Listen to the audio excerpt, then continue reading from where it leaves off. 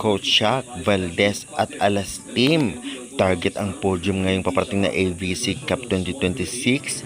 Ano kaya ang kanilang mga sinabi ating iisa-isahin?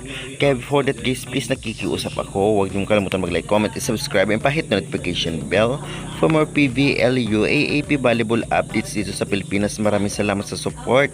Palike and share na rin. Thank you.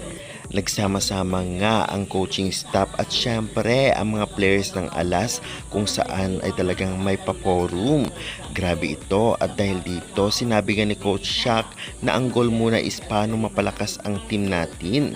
Right now, pool pa lang ang meron kami, maraming players na na-invite pero sila 20 women pool ang nag-commit na to represent ang country natin. Basta sa bracket natin, one game at a time lang.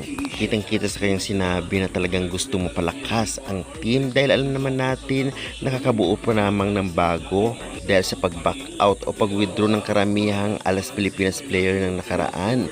Kaya naman syempre kahit mga veterans at baguhan ng malalakas ito, kailangan nila ng koneksyon sa isa't isa para mapalakas lalo ang team. Yan nga ang sinabi ni Coach Shaq sa kanyang interview about nga sa kung paano nga ba niya uumpisahan ang pamumuno sa Alas Pilipinas Women's. Ganun pa man, wala na ang signal at focus na siya dito. Samantalang ito naman ang sinabi na Valdez, Gonzaga at Molina, especially sa kanilang team noong 2019. Sabi nga ni Valdez, super ang daming learnings talaga ng 2019. I think it's one way of saying din na hindi pa siguro yon yung time namin. I think it's one way of saying na hindi pa tapos yung obligations namin for the national team.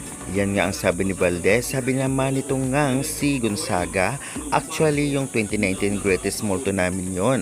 Parang 1 point na lang, we will bag that bronze medal. Ang hirap kasi tanggihan ang Pilipinas. Nasa dugo namin na pag-serve talaga. At sabi naman nitong si Ces Molina, yung game namin na yon, yung 2019, yun talaga yung pinaka-biggest molto para sa amin. Kunting-kunti na lang talaga, nandun na kami. Kami naman kasi binibigay din talaga namin yung puso namin para sa paglalaro.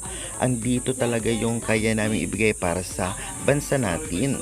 Anong say nyo guys sa mga sinabi ng players na Alyssa, Gonzaga, Molina at ni Coach Shaq? Lalo pa ang goal nila ay podium ngayon. Sa tingin nyo, magka-podium kaya sila?